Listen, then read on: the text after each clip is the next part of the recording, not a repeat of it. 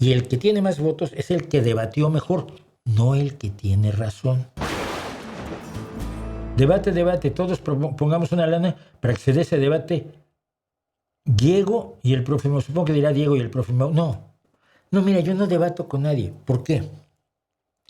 Porque los debates son concursos de debate, no son concursos de ideas.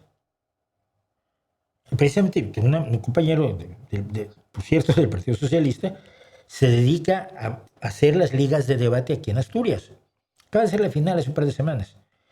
Y entonces tienes equipos de chicos que estudian cómo debatir, que aprenden las reglas del debate, porque los debates tienen reglas, no es una discusión a lo loco entre dos, ya lo he dicho muchas veces.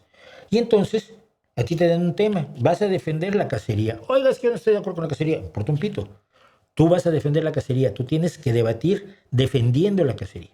Y los otros van a defender, por supuesto, la prohibición de la cacería. Y la pregunta del debate es, ¿se debe prohibir la cacería, sí o no? El jurado y la gente escucha los planteamientos de los debatientes, uno presenta su idea, otro presenta la idea, réplica, contra réplica, fin. Y votan. Y el que tiene más votos es el que debatió mejor, no el que tiene razón. Cuando ustedes dicen debate, quieren decir una discusión que no va a servir absolutamente para nada. Las ideas se confrontan en el terreno de las ideas, no en el terreno de la simpatía, ni de los fans, ni de discusiones. ¿Qué tal que soy malísimo debatiendo? No lo sabes. Igual me quedo sin palabras y no sé expresar mis ideas.